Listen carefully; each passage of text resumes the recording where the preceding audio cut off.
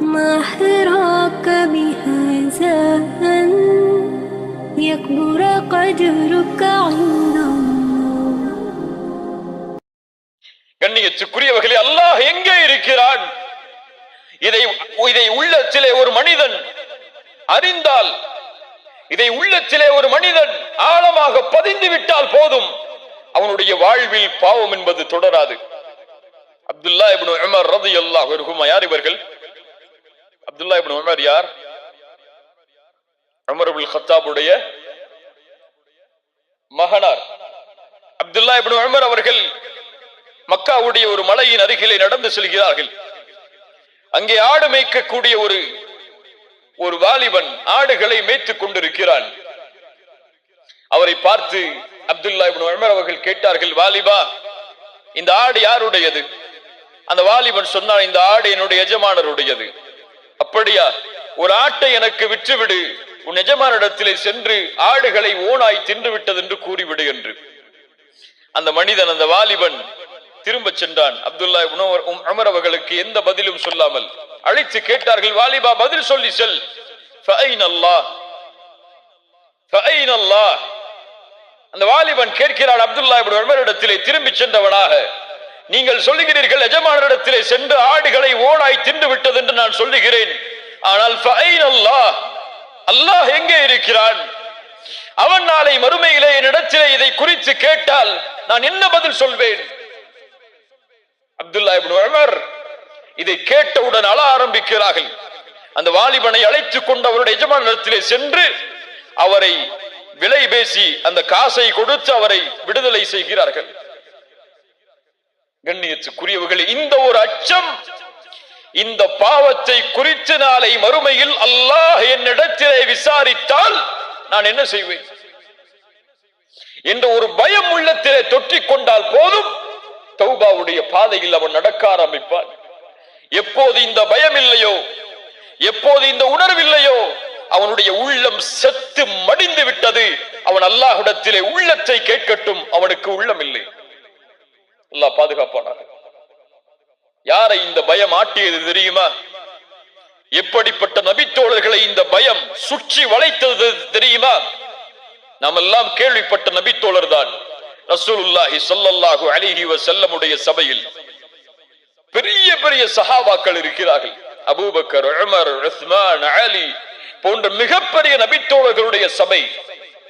ரசூலுல்லாஹி ஸல்லல்லாஹு அலைஹி வஸல்லம் அவர்களுக்கு இல்மை கற்றுக் கொடுக்கிறார்கள், ஒழுக்கத்தை கற்றுக் கொடுத்துக் கொண்டிருக்கிறார்கள், குர்ஆனை கற்றுக் கொடுத்துக் கொண்டிருக்கிறார்கள். அந்த நேரத்தில் மிக பணிவோடு, யாரை பற்றிய பயத்தையும் உள்ளத்திலே கொள்ளாமல், யார் இருக்கிறார்கள் இங்கே இல்லை என்ற எண்ணத்தை எல்லாம் சுமக்காமல், ஒரு நபித்தோழர் தன்னை பணிந்தவராக மிக தாழ்வோடு அல்லாஹ்வுடைய தூதர் ஸல்லல்லாஹு அலைஹி வஸல்லம் அவர்களுடைய முன்னால் வந்து நிற்கிறார்கள். ரசூலுல்லாஹ்வை அழைத்தார்கள், யா ரசூலல்லாஹ், அல்லாஹ்வுடைய ரசூலே, தஹிர்னி யா ரசூலல்லாஹ். நாம் எல்லாம் கேட்ட செய்திகள் தான் இவையெல்லாம். ஈமானை புதுப்பிப்பதற்காக மீண்டும் கேட்பதில் எந்த தவறும் இல்லை. தஹிர்னி யா ரசூலல்லாஹ், என்னை சுத்தப்படுத்துங்கள் அல்லாஹ்வுடைய ரசூலே.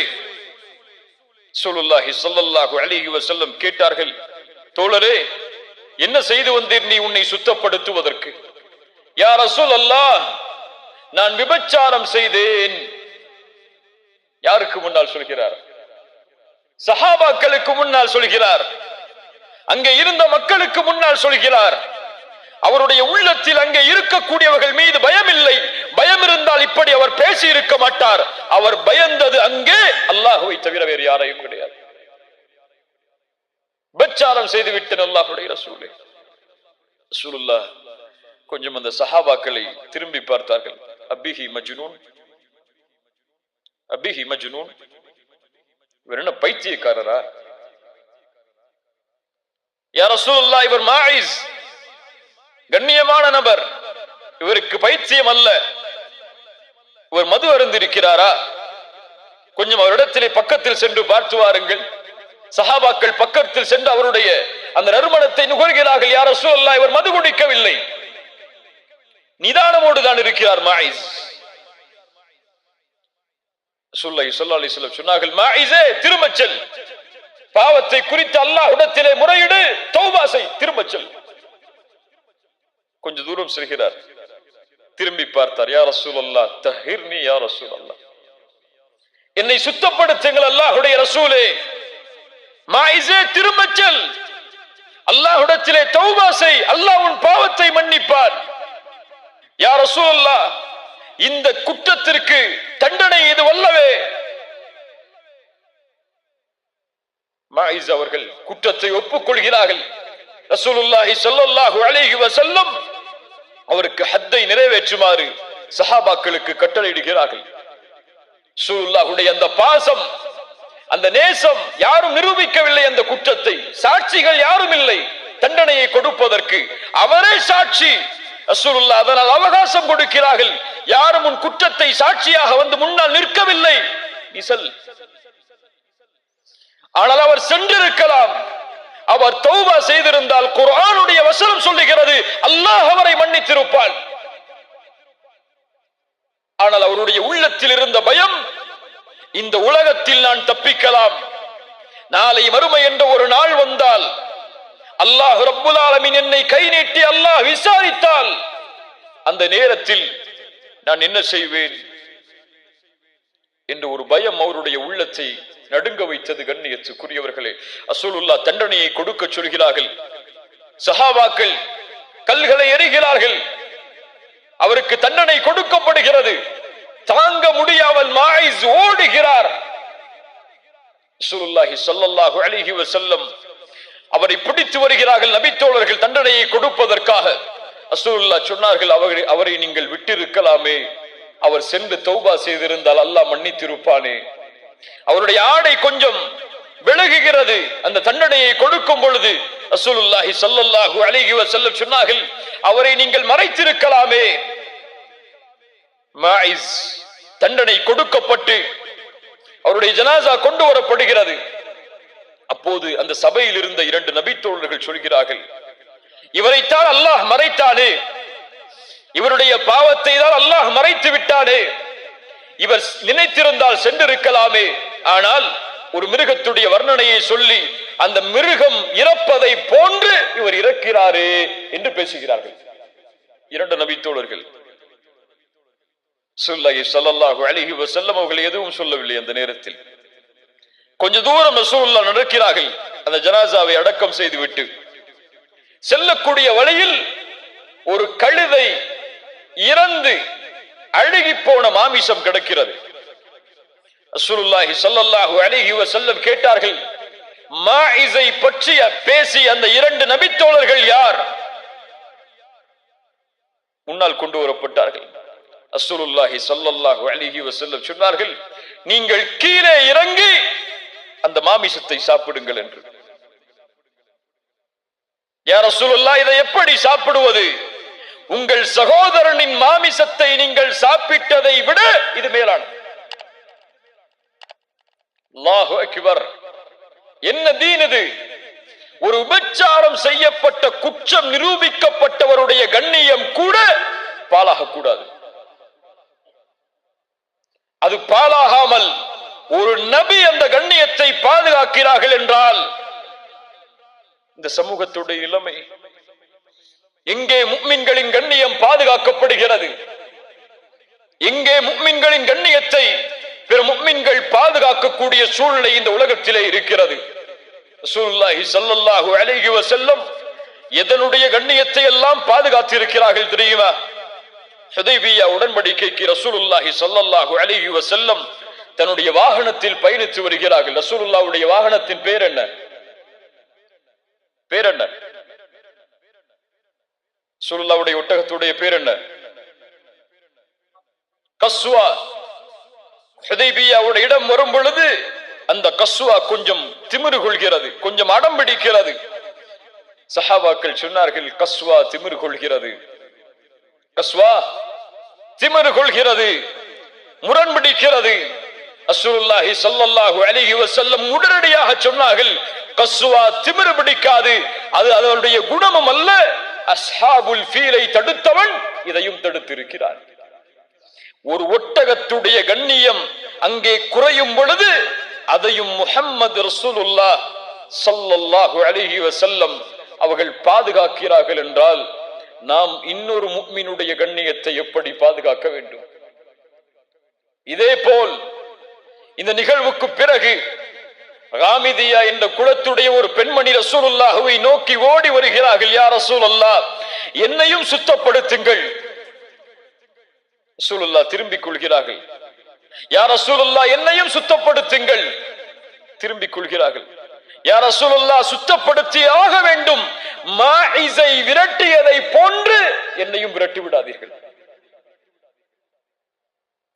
ஒரு பெண் நபித்தோழர்களுக்கு மத்தியில் வந்து இப்படிப்பட்ட ஒரு குற்றத்தை ஒப்புக்கொள்கிறார்கள் என்றால் அவர்களுடைய உள்ளத்தில் இருந்த ஈமானை எல்லாம் எப்படி வர்ணிப்பது? ஸல்லல்லாஹு அலைஹி வஸல்லம் கேட்டார்கள், பெண்ணே, இதற்கு சாட்சி யார்? இந்த பெண் சொன்னார்கள், யா ரசூலல்லாஹ், என்னுடைய கற்பம், இதுதான் அதனுடைய சாட்சி. ஸல்லல்லாஹு அலைஹி வஸல்லம் சொன்னார்கள், வமா அர்ஸல்னாக இல்லா ரஹ்மத்தல் லில் ஆலமீன். நீ சென்று இந்த குழந்தையை பெற்றெடுத்ததற்கு பிறகு வா. எத்தனை மாதம் குழந்தை பெற்றெடுப்பதற்கு? 10 மாதம். 10 மாத அவகாசம். அந்த பெண் அல்லாஹ்விடத்திலே திரும்பி தௌபா செய்திருப்பார்கள், அல்லாஹ் மன்னித்திருப்பான் இன்ஷா அல்லாஹ். அது ரசூலுல்லாஹ் பின்னால் சொல்கிறார்கள். ஆனால் 10 மாதத்திற்கு பிறகு எந்த கண்காணிப்போடும் அனுப்பப்படாத அந்த பெண் மீண்டும் திரும்பி வருகிறார்கள். யா ரசூலுல்லாஹ், சுத்தப்படுத்துங்கள். கையில் இதோ குழந்தை பெற்றெடுத்து விட்டேன். ரசூலுல்லாஹ் சொன்னார்கள், இந்த குழந்தைக்கு யார் உணவு கொடுப்பது? நீ சென்று இந்த குழந்தைக்கு உணவை கொடுத்து பால்குடி மறக்கடிக்கப்பட்டதற்கு பிறகு வா. பால்குடி மறக்கடிப்பு எத்தனை ஆண்டுகள் இஸ்லாமில்? 2 ஆண்டுகள். அல்லாஹு அக்பர். நேற்று செய்த பாவம் என்ன என்று கூட இன்று எனக்கு ஞாபகம் இல்லை.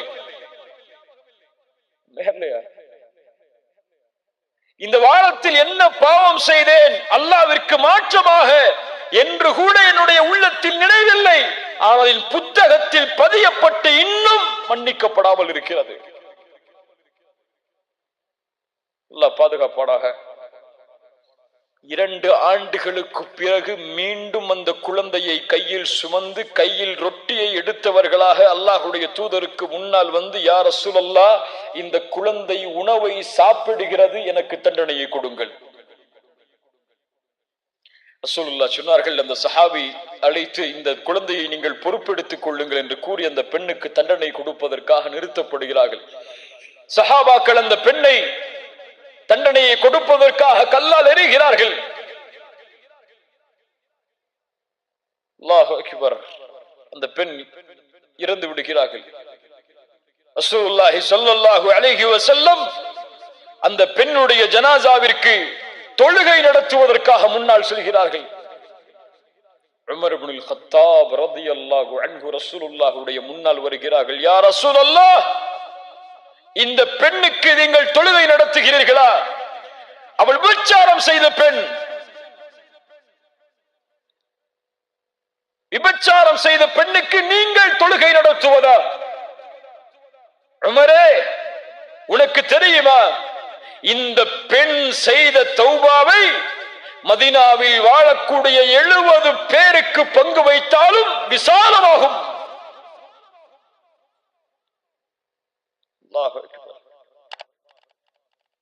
இப்படிப்பட்ட பெண்ணை பார்த்தா இப்படி சொல்கிறாய்? எங்கே ஒரு முஃமினுடைய கண்ணியம் பாழாக்கப்படுமோ அங்கே ரசூலுல்லாஹ் சினம் கொள்வார்கள், அந்த முஃமினுடைய கண்ணியத்தை பாதுகாப்பதற்காக.